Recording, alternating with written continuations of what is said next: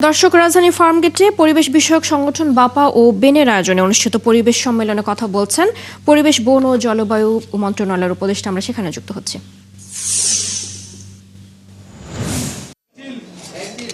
করাই যায় আসলে অন্তর্বর্তী সরকার তার মেয়াদের কথা চিন্তা করে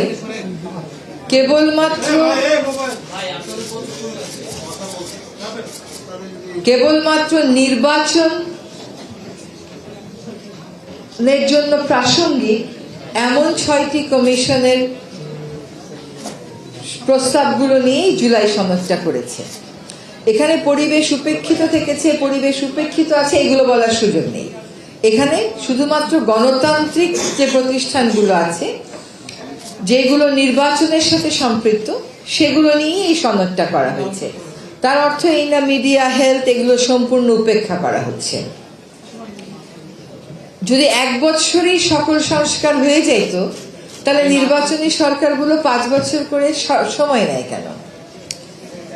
আর কমিশন আর সংস্কার কবে থেকে সমার্থক হয়ে গেল, এটা আমার বোধগম্য না।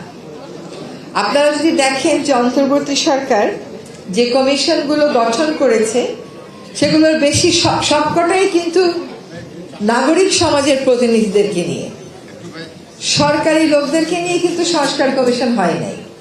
কাজে সরকারি উদ্যোগে না হোক, বেসরকারি উদ্যোগে আপনারা একটা কমিশন করে ফেলেন, সমস্যা কোথায়?